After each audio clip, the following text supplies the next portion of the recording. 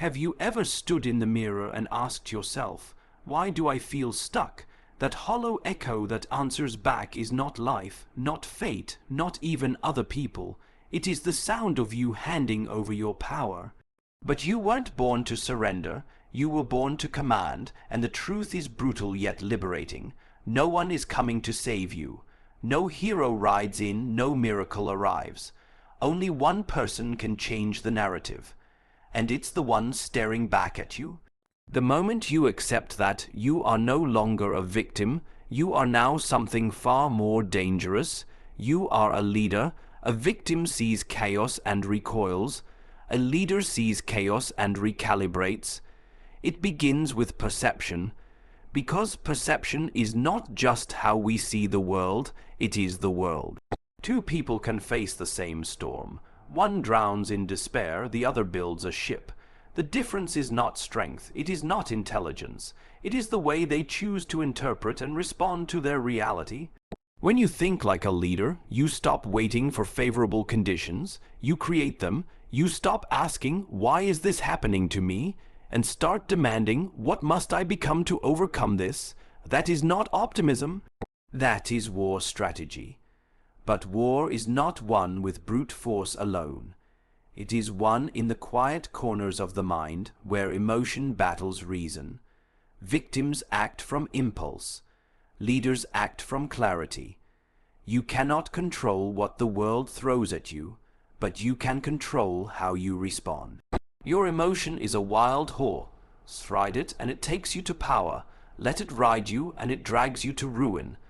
Thinking like a leader means delaying gratification, resisting the urge to retaliate, and playing a longer, more calculated game. When others lash out, a leader listens. When others panic, a leader plans. When others seek comfort, a leader chooses growth. This is not natural, it is trained, and it is rare, and what of responsibility? Here lies the greatest dividing line of all. A victim believes their life is dictated by circumstances, by their boss, their upbringing, their partner, their pain. But a leader owns everything. Even the disasters, even the betrayals, even the parts they didn't cause but must clean up. This isn't about blame, it's about control. If it's your fault, then you can fix it. If it's someone else's, you're powerless. That's the paradox. Responsibility doesn't burden you. It frees you. It gives you your agency back. You must understand this. Leaders are not born, they are forged. They are sculpted in failure, shaped by resistance, and refined in solitude. To lead means to be comfortable with being misunderstood, to endure doubt, to walk into the unknown with nothing but vision and grit. It means choosing discomfort over ease, discipline over distraction, power over pity. Most people want to be seen. Leaders want to see the game behind the game, the pattern behind the chaos, the weakness in others, and the strength within themselves. And once they see, they move. Not with noise, not with panic, but with precision. Now ask yourself, do you want to lead your life, or do you want your life to lead you? Because the world will shape you if you don't shape yourself. The moment you surrender your mindset to circumstance, you've already lost. But if you take it back, if you decide, I will think like a leader, then something shifts. You stop reacting, you start architecting. You realize that fear can be weaponized, that setbacks can be training grounds, that weakness, when acknowledged and faced, becomes indestructible strength. You stop telling the story of your suffering and begin writing the strategy of your rise. There is no room for helplessness here. There is only room for decision, because leadership isn't a title, it's a mindset. It is built on the quiet conviction that no matter how hard it gets, you are harder. That no matter who betrayed you, abandoned you, underestimated you, you still choose to rise, to think clearly, to act deliberately. That even when no one believes in you, you believe in yourself with ruthless, unshakable certainty. And that belief, that's your sword, that's your shield. This is how you break the pattern. This is how you evolve, not by wishing for better days, but by becoming better for the days that come. You shift from complaining to calculating, from doubting to deciding, from hoping to building, and through it all, you speak less and observe more. You don't demand power, you command it through presence, through control, through relentless accountability. You show others, not by preaching, but by example, that a mind trained for leadership fears no fate, no failure, no man, because the moment you think like a leader, you stop being a victim forever. And now you begin to see how the world changes, not through noise or protest, but through subtle psychological dominance. A leader doesn't scream for respect. They command it by mastering their own mind first. Every time you are wronged, misunderstood, or pushed down, you are being offered a test. Will you respond emotionally or strategically? This moment right here, this tension between how you feel and how you act, that's where leadership is born. Not in comfort, not in praise, but in the gap between chaos and your calculated response. You'll learn to turn frustration into insight, criticism into feedback, rejection into redirection. These are not just tactics, they are tools. And with every tool mastered, your influence expands, not just over others, but over yourself, because true leadership starts inward. You don't manipulate others before mastering your own mind. You don't conquer the world without first conquering the urge to blame it. What you own, you can fix. What you avoid, you become enslaved to. This is not theory. This is survival for the elite. While others wait to be chosen, you will choose yourself. While others seek fairness, you will seek leverage.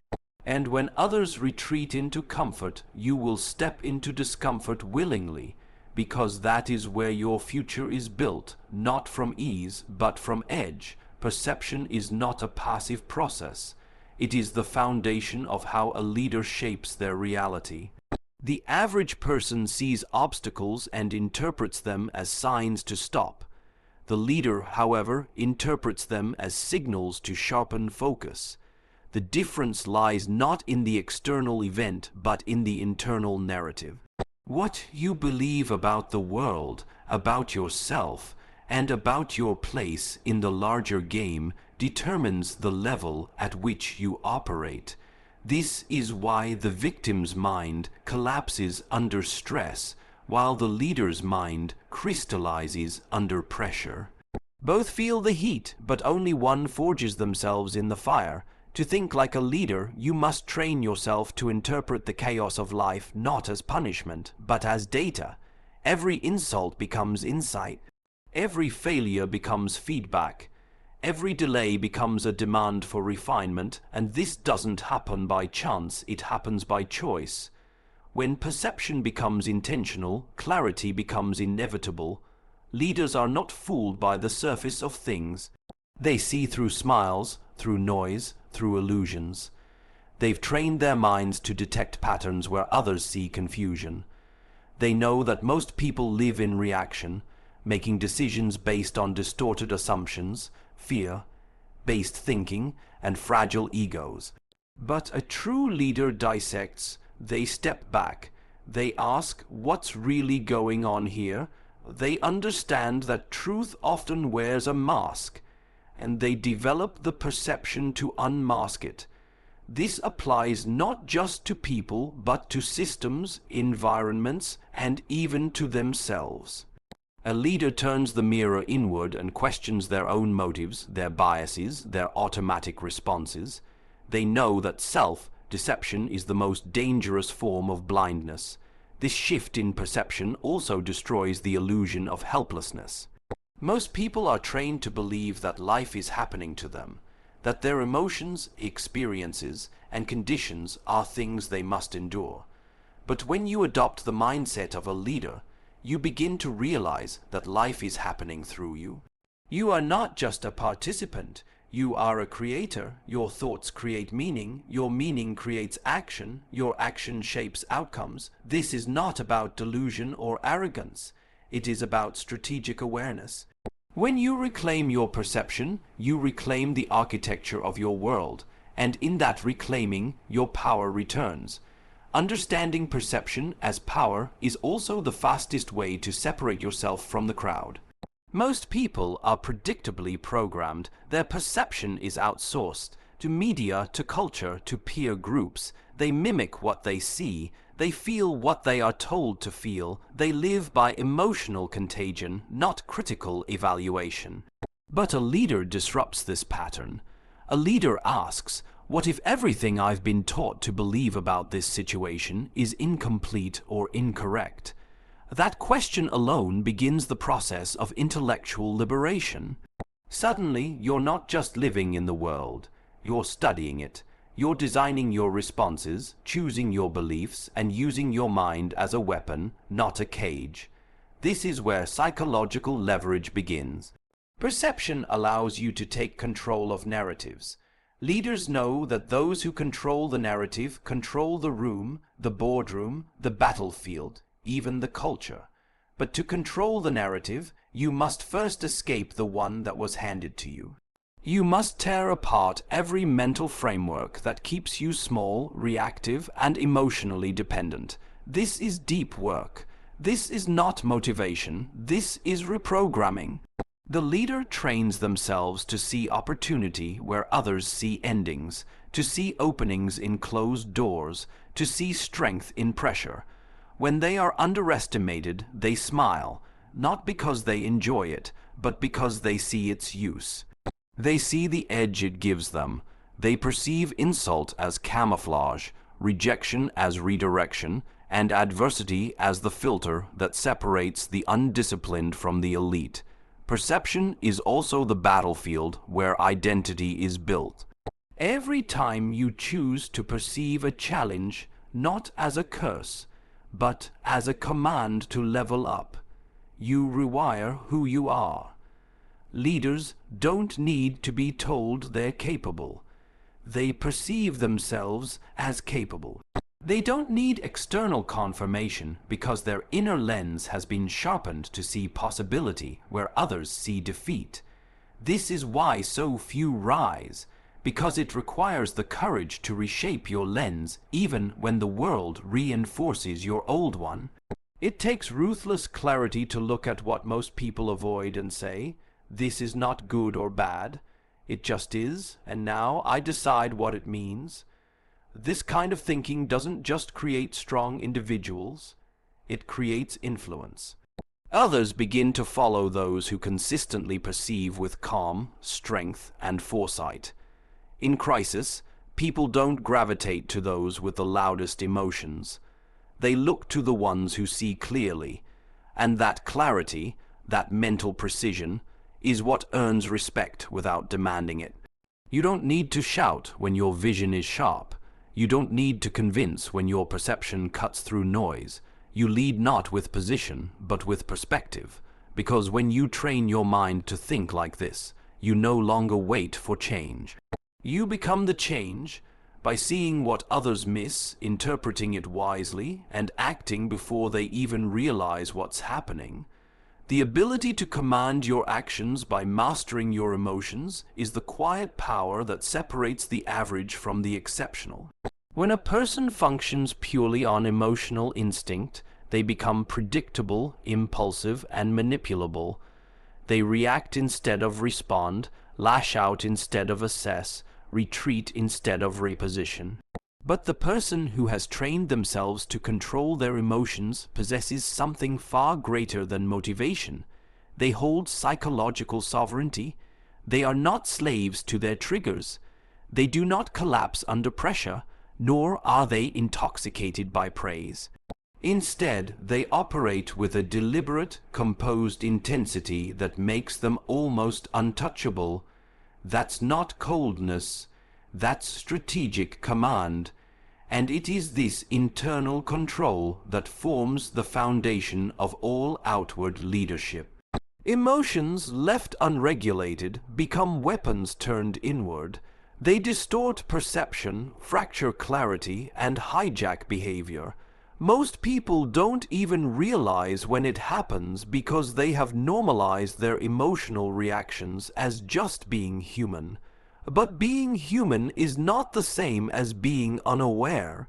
True power is not the suppression of emotion, it is the intelligent management of it. Anger, fear, jealousy, anxiety, none of these are inherently bad, they are signals, data, indicators of internal conflict or external misalignment. A leader doesn't silence these emotions, they study them, they ask, why am I feeling this? What triggered it? What belief system is being challenged? Is there a pattern I need to disrupt? That pause between stimulus and response, that's where strategy lies. That pause is what builds empires or burns them down. To think like a leader, you must understand that every emotional response is a point of leverage. The enemy wants you reactive. The world profits off your outrage. Competitors benefit from your inconsistency. But when you develop emotional discipline, you become unreadable. Your silence becomes unnerving. Your composure becomes your armor. You no longer reveal your intentions with every facial expression, tone shift, or mood swing. You become harder to manipulate, harder to provoke, harder to dismantle, and it's not because you are numb, it's because you are aware. Emotional control is not a denial of your humanity, it is the refinement of it. A person controlled by emotions is easy to predict, and what is predictable can be defeated. But when you operate from control, you create uncertainty in your opponents. They don't know what you're thinking. They don't know when you'll move or how. They see the surface, but the strategy is buried beneath layers of mental discipline. This gives you time, it gives you angles. It gives you the psychological high ground.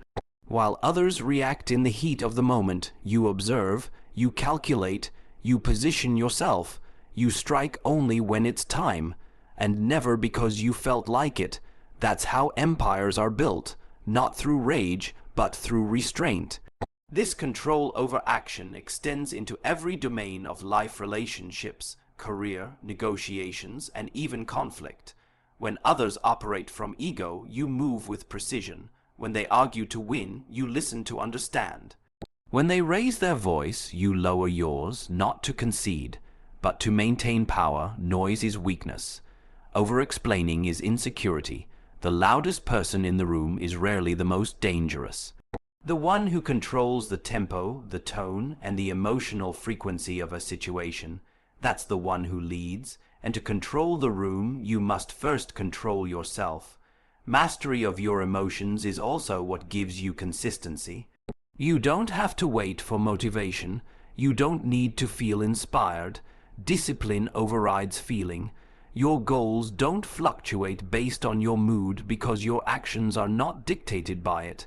This is how elite leaders outpace everyone. They've detached performance from emotional volatility. They execute when tired, they prepare when bored, they adapt when hurt. And while the emotionally governed swing between highs and lows, the emotionally disciplined remains stable, composed, and lethal. Stability is not soft, it is a weapon, but control does not mean being emotionless. The opposite, in fact. It means feeling everything, but being owned by nothing. You can feel betrayed and still negotiate with power. You can feel fear and still walk into the storm. You can feel exhausted and still act with precision. This is not superhuman. It is trained resilience. It's developed by studying your patterns, recognizing your emotional triggers, and refusing to let temporary feelings sabotage permanent goals. Every time you choose delayed gratification over instant indulgence, every time you stay silent when insulted, every time you think 3 moves ahead instead of responding in the moment, you're wiring yourself for long-term dominance. In a world where most people live at the mercy of their emotions, the one who gains mastery over them becomes unshakable. You no longer crumble under criticism. You no longer beg for validation. You no longer chase comfort at the cost of greatness. You lead, not by force, but by presence, because nothing commands more respect than the one who can remain calm in chaos, poised under pressure, and composed in conflict. Control over emotion is not a soft skill. It is the steel spine of strategic leadership. Responsibility is the dividing line between the person who shapes their life and the one who is shaped by it. It is the raw, unforgiving principle that separates leaders from victims. To accept total responsibility is to claim total power. It means that every result, every failure, every missed opportunity, every broken relationship, and every delayed success is yours, not someone else's, not your upbringing, not your environment, not the economy, not your past. Yours, and while that sounds harsh, it's also the most liberating truth you'll ever embrace, because if everything is your responsibility, then everything is within your influence. You are no longer waiting. You are no longer begging, you are no longer stuck. You are in command and no one can take that from you unless you give it away. Most people don't want that level of responsibility because it strips them of excuses. It forces them to confront their own inaction, their own inconsistency, their own comfort-driven habits. It's far easier to say, "They didn't give me a chance," than to ask, "Why didn't I create one?" It's more comfortable to blame betrayal than to examine how we allowed access to the wrong people. But every time you outsource responsibility, you surrender a piece of your power.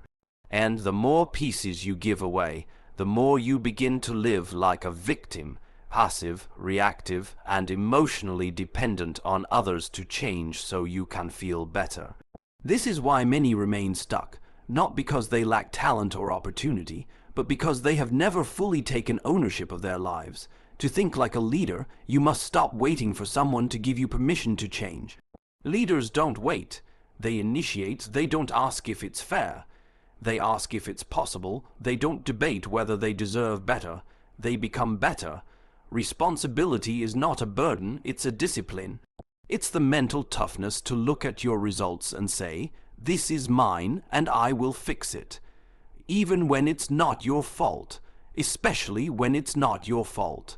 Because leaders know that life is not fair, and that fairness is a childish expectation. The world doesn't give you what you deserve. It gives you what you're willing to take ownership of and improve. And the faster you accept that, the faster you evolve. Responsibility also means holding yourself accountable for how you respond, not just what happens. You don't get to blame your anger on someone else's rudeness. You don't get to justify your laziness because things didn't go your way. You don't get to lower your standards just because others around you operate with none. When you hold yourself to a higher code, you rise above the noise. You stop living by default and start living by design. Leaders design their responses. They calculate their moves. They don't need a perfect past. They need a powerful present. And every time you take full ownership of your choices, no matter how small, you strengthen your leadership muscle. Responsibility requires internal stability.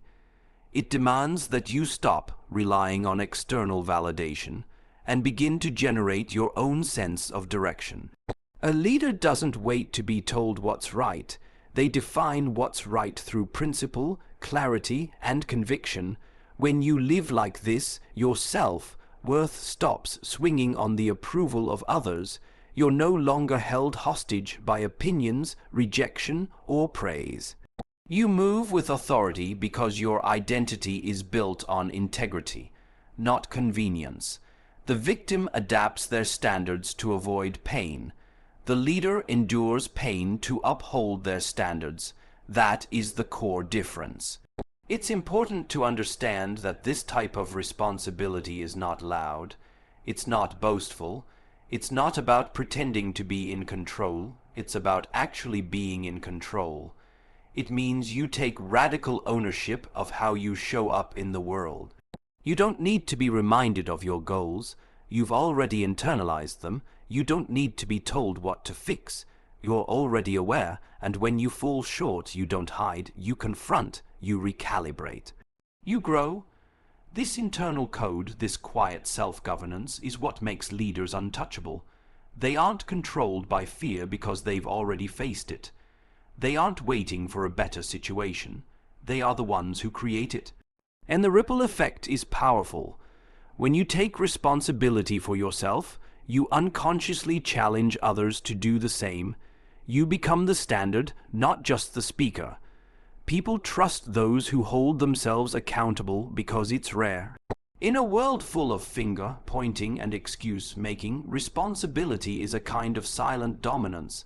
It commands respect without ever demanding it. And when others see that you don't flinch in the face of error, they follow, not because you're perfect, but because you are consistent. Because you are accountable, because you are responsible, leadership is not about being in charge, it's about being responsible enough to deserve it.